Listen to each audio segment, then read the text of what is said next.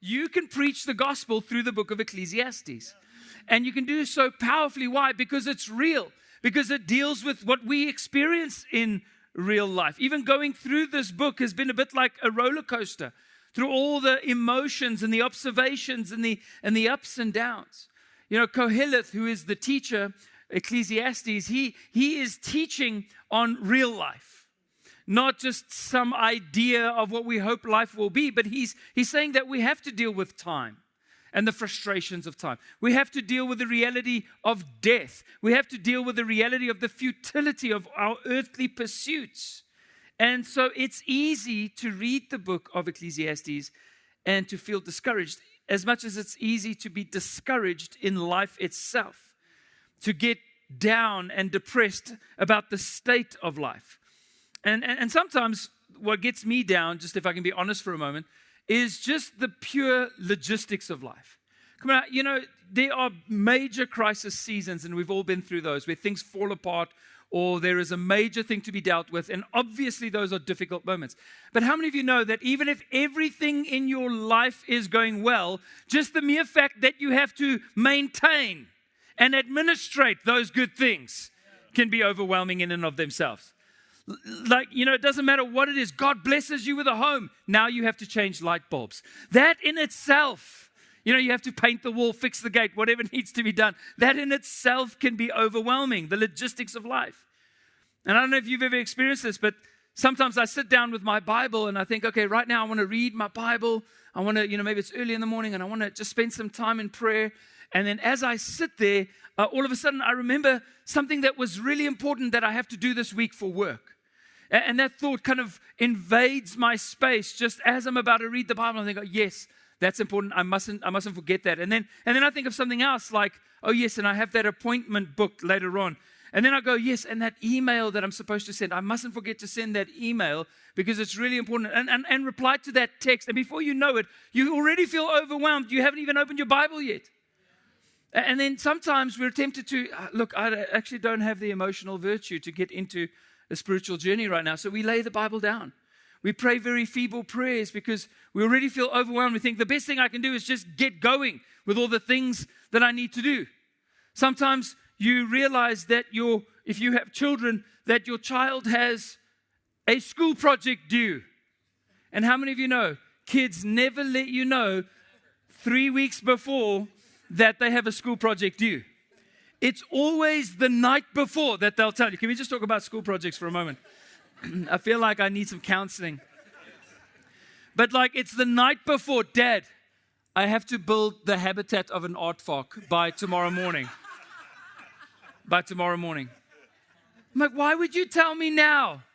And so you start scrounging around. That was an actual example. You have to scrounge around looking for the things that you need. You're trying to break into P&A at night, at your local mall because you need the materials for the aardvark, and then the printer never works. It'll work do it at 8 a.m., 9 a.m., 10 a.m., it works. Do it at 11 p.m. and after, it's like, I'm done, I'm out, And you can't keep your kid up all night, so they're in bed sleeping blissfully while you're sitting there going, dear Lord Jesus, help me. 2 a.m. in the morning, you're crying, building the thing. And can I tell you what's worse from my perspective? I have twins. So other parents do one project and go to bed. And they think that was tough. When I'm done with the one, I also have to build the environment of a chameleon after the aardvark. So I have to do 2 at once, drop them off both the next morning. And so those moments you're sitting there and you're just hating your life. It's tough, these logistics that we have to deal with. In those moments, the weight of life can sometimes convince us to actually lay our Bibles down, can cause us to forget to pray. And over time, what happens is this kind of cortisol-inducing, stressful, running around, worrying, can become a culture in our life. We just become negative people over time. We just become people that always are seeing the downside of everything. And some people become experts in the field of being negative. They become professors of pessimism. They have a degree in being down and depressed. And so many of us, this can easily creep into our lives. I think one of the things I love about South Africans, an observation that I've made, is that we process verbally and collectively. When something is not great, we want to tell everybody so we can all feel it together, and then we all feel a little bit better, although not quite, I remember my wife and I once had a flight delayed out of Italy, and so when we got to Paris, because we were stopping over there, when we stopped in Paris, we had missed the connecting flight. And we knew we had missed it because we had sat in the previous airport for 5 hours, so we were running, hoping there was still a chance that maybe the plane was delayed or whatever. And we hadn't heard South Africans for those few weeks that we were in Italy ministering there. And we came around the corner and we could hear South Africans. And guess what they were doing? They were complaining. And we were like, my people.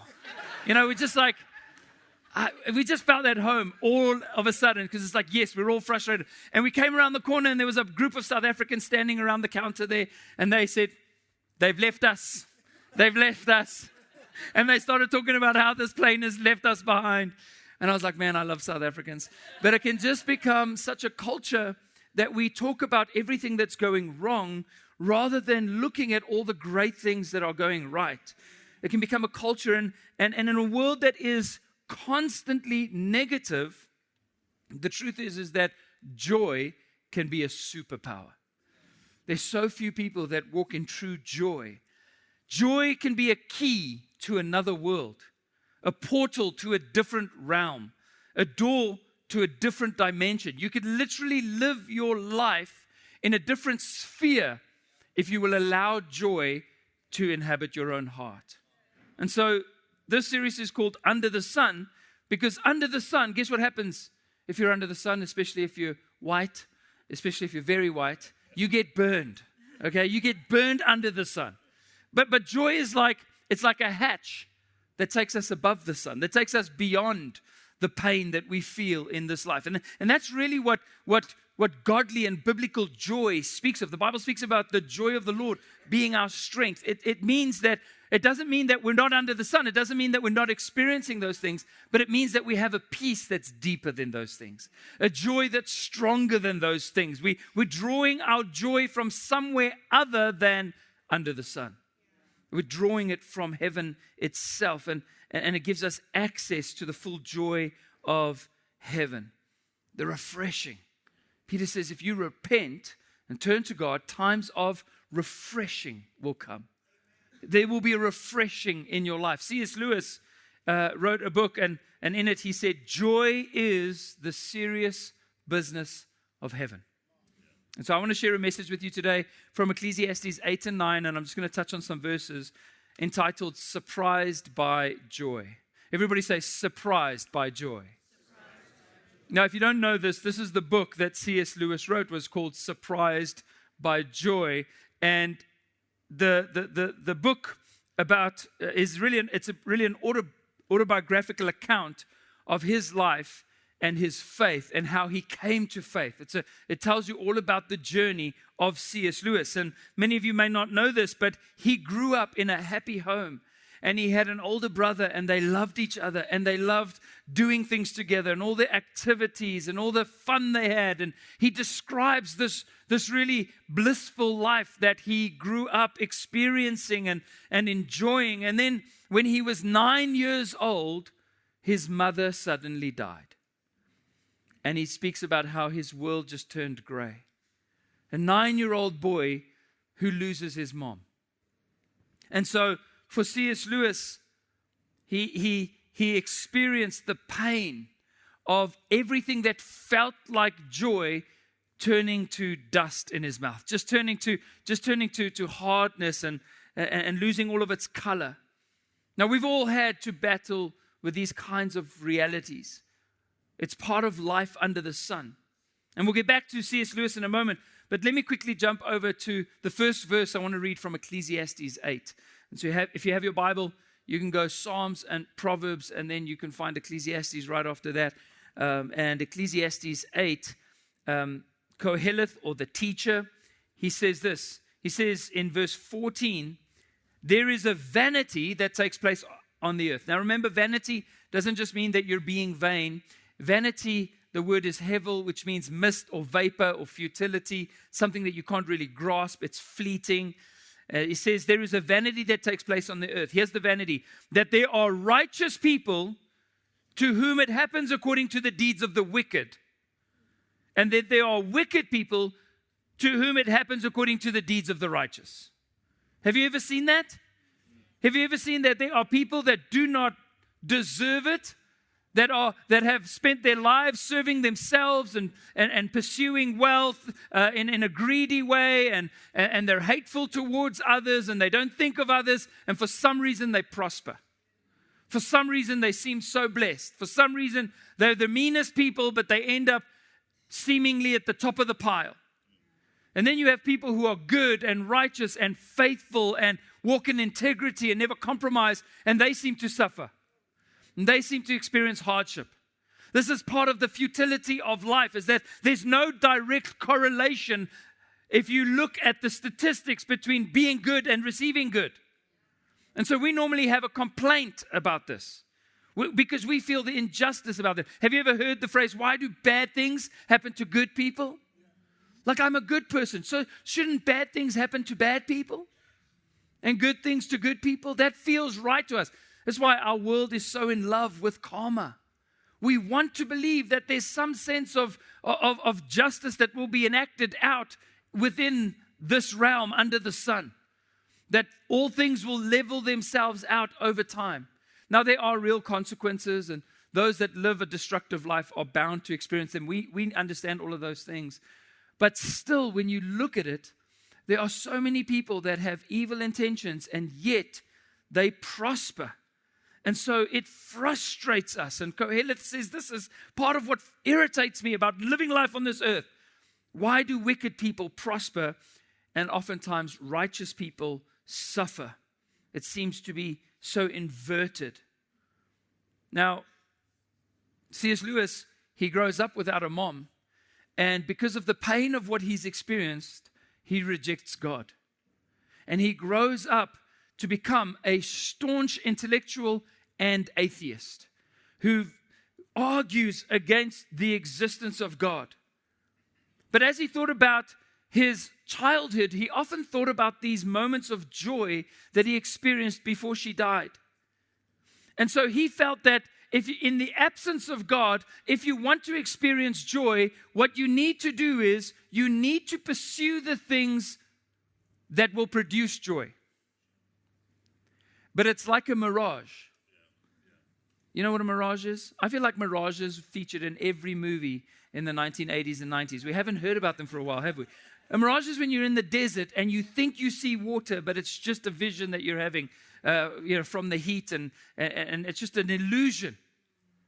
Now, here's what C.S. Lewis writes about in his book, Surprised by Joy. He says that you cannot find joy by pursuing the things that you think will produce them. That's not how joy works. You don't go, well, if I have enough money, I'll be joyful. So you pursue money. Am I joyful? Why am I not joyful? And so pursuing joy is not the goal. Pursuing God is the goal. And then you're surprised by joy. Like, joy is sneaky. Like, you're just walking along and you're like, whoa, where did you come from? I didn't know you were here. And if you turn and try and pursue that and say, well, I want more of that, then again, it becomes fleeting. This is the interesting thing about true joy. It's like a side effect of living the life God's called us to live. It's not the aim, it's what comes alongside. And God has it for us, but it's a fruit of a righteous life, of a spirit-filled life. And so joy sneaks up on you. You're surprised by it. And joy is also a signpost. It's not pointing to itself like this is the whole purpose of life. No, it's something that points beyond itself. It's not saying you should pursue me. It's saying you should pursue God and I will come alongside. But joy can also be painful. Because what joy does, and this is what C.S. Lewis describes, Joy increases the longing for something that cannot be fulfilled in this life, for something that cannot be fulfilled under the sun. It's a longing for a complete joy, that your joy may be made complete. And so if you're looking for joy in this life, you will not find it. It will turn to dust. It will turn to ash. So Koheleth in Ecclesiastes 8, he makes a commendation. A commendation means to approve and to praise something. There's something that he praises and that he approves of. And this is right after this moment when he wrote. So in verse 14, he says that it's so irritating that in this life, good people get bad things and bad people get good things. It seems so contradictory to what we would expect. And so it's frustrating. The next verse, he says in verse 15, and I commend joy. I think the fact that those two verses come right after each other is so significant, because we are going to see injustice in this life. We are going to experience futility. We are going to experience hardship. But man, can I just say, joy is a great thing. Joy is that hatch that takes you into another realm. I commend joy, even when you experience injustice in this life. This is like a doctor saying, I know that there's sickness, but take this pill and call me in the morning. Take these pills. You know, in the old days, take 2 pills and phone me in the morning. These days, you'd never phone your doctor. But back then, you could phone them. And it's like saying, yes, I know life is unfair. Yes, I know it's hard. Yes, I know it weighs on you. But I commend joy. It's like an antidote to what we experience in this life. I remember when I was younger, my cousin Wesley and I, he's a little bit older than me, and we were sleeping in an outside room on this farm that we had, and it was just a little room. It was just actually a storeroom that we turned into a bedroom, and we had made it nice or whatever, but there was a lot of like critters around, spiders and scorpions and snakes and all those things that you'd find on a farm. And one night, I was on a bunk bed, I was on the top of the bunk, and he was lying in the double bed, and we were talking, and he kind of put his hands behind his head and lay back on the pillow. And he jumped up and he said, something stung me. Something stung me right now. And he lifted up his arm and there was a little faint red dot where he had been stung. And so I remember him saying, whatever that was, it's going to be dead now.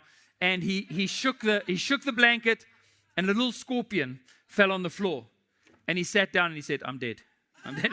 He didn't even know what kind of scorpion it was. He's like, I'm dead. It's a scorpion. I'm dead. It's like I know scorpions are venomous, but I don't know if they're that venomous. Anyway, so We caught the scorpion, we put it in a little matchbox, and we went over, woke the doctor up in like the middle of the night. And the doctor had some medication, an injection that he could give him that was an antivenom. An antivenom. And the truth is that if the kingdom of this world is filled with angst and anger, with anxiety and fear, with depression, the kingdom of God is the opposite of that. The kingdom of God is a kingdom of joy. Is that how you see the kingdom? It's a kingdom of joy. It's a kingdom of peace. It's a kingdom of great joy and great good news for all of us. And God is a God of joy, a God of kindness, and a God of goodwill. And so the kingdom of God is like an antivenom for all the negativity that the world wants to inject into us. And I've got to tell you that as believers, we cannot sound like the world. The sound we make has to be different. The way we think has to be different. Yes, there are many reasons to be negative, but can we think like kingdom people? Can we think like people who have vision? Can we think like people who have been filled with the Spirit? Because we have the antivenom to the negativity of this life. I read this verse earlier, but Isaiah 61, 3-4 says, console those who mourn in Zion, give them beauty for ashes, the oil of joy in place of mourning. I'll come back to that. The garment of praise for the spirit of heaviness, that they may be called trees of righteousness. I like oaks, because in South Africa we say oaks. So we're oaks of righteousness. The planting of the Lord, that he may be glorified. Do you see how the kingdom and the everything that we have in Christ is the antidote to the negativity of this world. And I want to ask you, is this the way you see God? Is that the way you view him? Because let me tell you what we often do, even as believers. We superimpose our fearfulness over his faithfulness. We superimpose our insecurities and we project them onto God. Because we don't believe in who we are, or we're down on ourselves, we look at God and we think, surely he feels the same way about us. Like, if I can't love myself, then how would I ever think that God, who is perfect, can love me? And so often, even with God, we think about him like a taskmaster. We think about him like a school principal that's just waiting to punish us for the things that we've done wrong. And we think that the only way that we can have good things in this life is by earning them, is by striving for them. And if we don't want to experience hard things, the only way to safeguard ourselves against hardship and calamity is by doing everything that we can to be good enough to avoid them, to not elicit some punishment from God because we have the wrong view of him. Now, Ecclesiastes 9:11 speaks directly to that mindset of, I need to therefore earn, and I therefore need to work, and I therefore need to do all these things.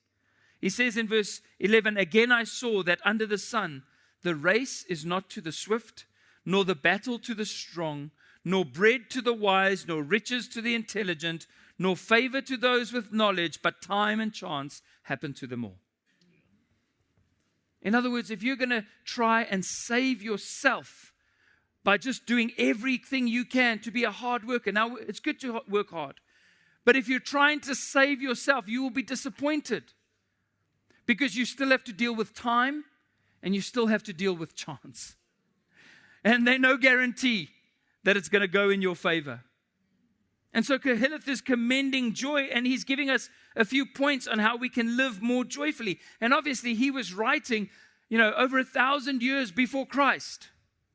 So I'm going to take these things that he's writing and I'm going to project them into the New Testament. Koheleth only saw a brief little bit of what could produce joy in life. It was like in that, under that wisdom of the Old Testament, he could foresee some of what we would need.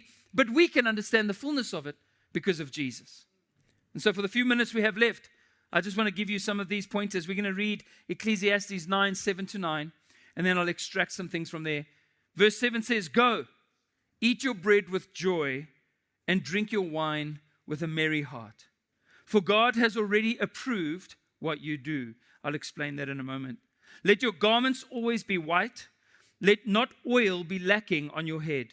Enjoy life with your wife whom you love all the days of your vain life, that life that's so fleeting, that he has given you under the sun, because that is your portion in life, and in your toil at which you toil under the sun.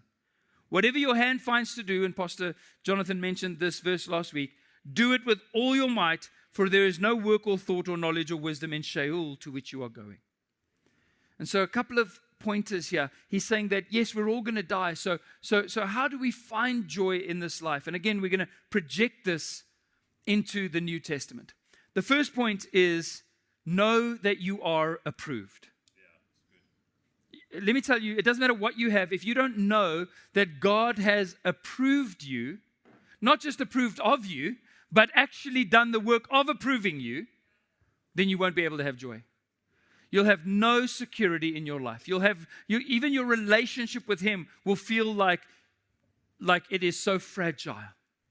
One more mistake and God will abandon me.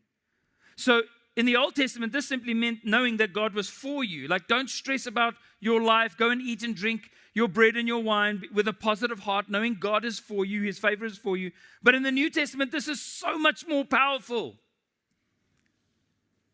Because even though God has always been for me and for you, it was my sin that was against me. And even though we could say, yes, God loves me, my sin is destroying me. But in Christ, the Bible says that we have been fully approved by God. Now, it's really saying that, it's really speaking about righteousness here. And righteousness means right standing with God. And in the past, I subtly believed that in order for God to be favorable towards me in my life, I would have to do everything right in order to earn that favor. And that thought nearly killed me, because it only increased condemnation in my life every time I failed. But what the Bible tells us is that while we were yet sinners, Christ died for us. And through faith in Him, we have now become the righteousness of God because of our faith in Christ Jesus. So this is a birth certificate, not a diploma. You were born into this righteousness. When you were reborn into Him. And the perfect life that He lived was accredited to you. That's what imputed righteousness means. It was not yours, and then it was given to you as a gift. So we are righteous because we have been reborn in Christ in righteousness. And so therefore we are approved. I think it was Augustine who said, love and do what you want.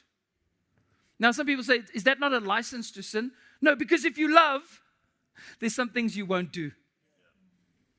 Love will actually keep you in the walk, in the path of righteousness. And the same thing is that if your heart belongs to God, you're not going to look for new ways to sin. Your desire is going to be to get away from sin in every form, even the appearance of sin. But you're not doing it because you feel like God's going to hate you. You're doing it because you know that you're loved. I am approved by God. Guess what I want to do when I'm approved by God? I want to live like one who is approved by God.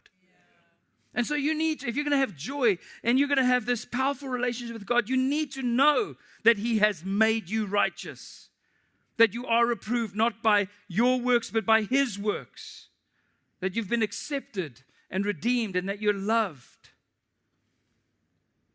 And so when you discover grace righteousness, what happens is that your joy is made complete and it's unwavering. Listen to this. Jesus in John 15:11 says, "These things I have spoken to you, that my joy may be in you." He's preached the gospel to us so that we can have His joy. I love it. It's not even our joy. It's His joy. It's in us. And that your joy may be full, may be complete. I don't know if you realize this. Some of you thought that God got involved with you to make your life more complicated and difficult. Actually, He came to complete your joy, to fulfill your joy, to make you joyful. Pastor Mark always says, if the joy of the Lord is in your heart, please will you ask your heart to notify your face. Especially on a Sunday morning. But Jesus isn't offering us half joy. He's not just giving us a percentage of joy. He's offering us full joy. And it says you can eat your bread and drink your wine with a merry heart. And that is a foreshadowing of communion. The bread and the wine, which symbolizes how we've been made right with God through the body and the blood of Jesus Christ. And if you want to live a joyful life, let me tell you, you have to have communion with God. You have to eat that with joy. When we took communion this morning, I'm praying with my wife and I'm saying, I'm so thankful, Lord. This is what I literally whispered in prayer when I was sitting in the front there. I said, God, I am in you and you are in me. We're one. That's where joy comes from. That's where heavenly joy comes from. It says, let your garments always be white, which is a symbol, and it speaks of this. Point number 2 is live a life of purity. Now we are made pure in Jesus so that we can live pure by Jesus. So this is where we get to apply the righteousness that we've now received. Is we get to make, this is where the choice, so say choose joy. I don't know, choose joy is an interesting idea, and I don't have time to unpack that today. But there are some ways in which you can choose to operate by the joy and by the faith and by the grace that God has given you, or choose to act like someone who's merely human. Which is why Paul writes to Corinthians, says, why are you acting like you're just human? You're not just human.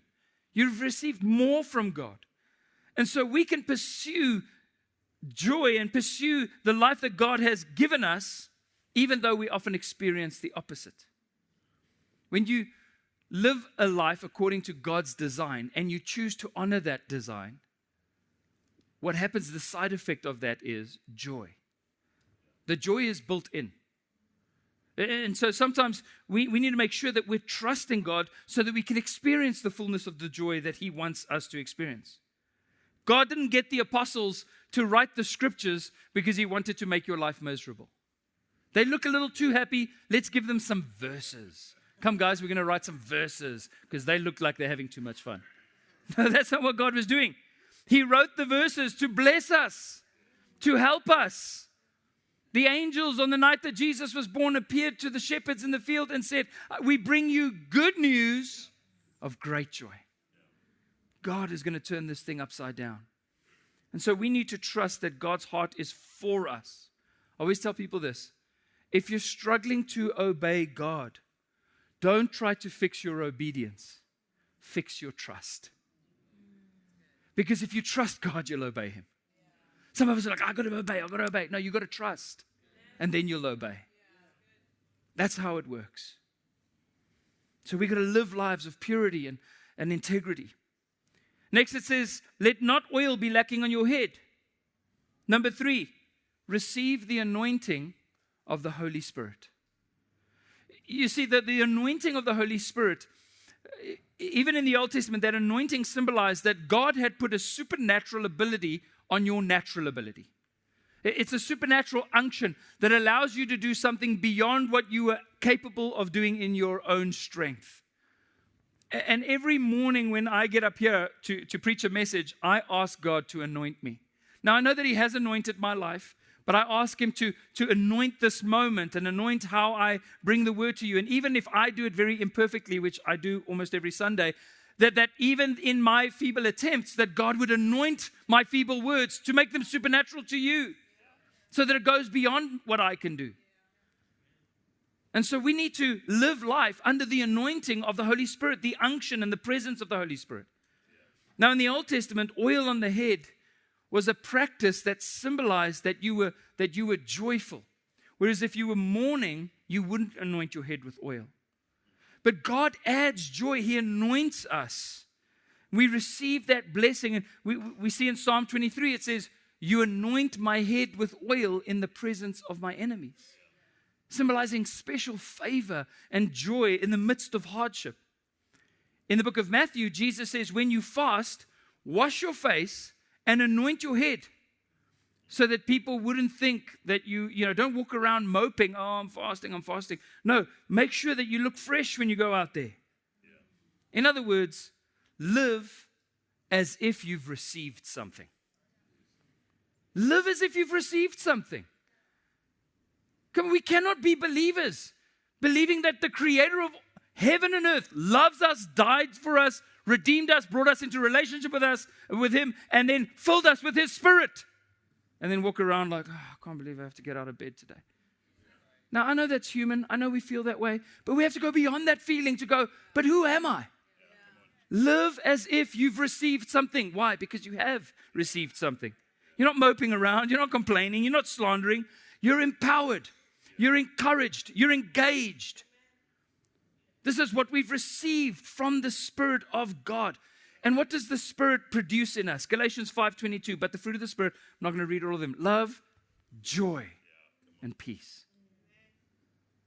So it's a fruit of God's Spirit in our lives is that we're joyful. We're loving, we're kind, we're peaceful. We experience peace. And this is so important. We've all burnt out trying to live our lives in our own strength. But the Bible says the anointing breaks the yoke. It breaks the yoke. And so we are free to live in the strength that God has given us. And that is the key to a joyful life. And so really, really important that we do not have oil lacking on our heads. And sometimes, I know that we're filled with the Spirit and God's Spirit is within us. But the Bible also speaks about His Spirit coming upon us. And I think that if we're trying to take on everything that's difficult in this life, and we never give a moment for the Holy Spirit to just receive again a word or the voice of the Spirit in our lives, we will struggle to to feel that oil. And so one of the best ways you can make sure that there's no oil lacking is to spend time with God. To not lay that Bible down, to read those verses and to spend a little bit of time in prayer so that you can receive that, the reminder, the renewal of your mind for that joy to be seen on you as you leave the house. Amen? Then it says, one of my favorite verses, enjoy life with the wife whom you love. Enjoy life with the wife whom you love. Number 4, commit to sacred relationships. I think God just has put joy built into relationships. Sacred ones, godly relationships, relationships with our church family, our relationships with each other, coming here on a Sunday, relationships with our friends, our family members, relationships with your spouse. Vital importance, the one that you have a covenant with. One of the ways that God has designed for us to experience true joy in this life is through sacred relationships. We have a sacred relationship with Him, and we have a sacred relationship with one another. And if you're married, I know this is a crazy concept, gentlemen, but if you're married, enjoy your wife. Some of you need to hear, that's a word for somebody here today.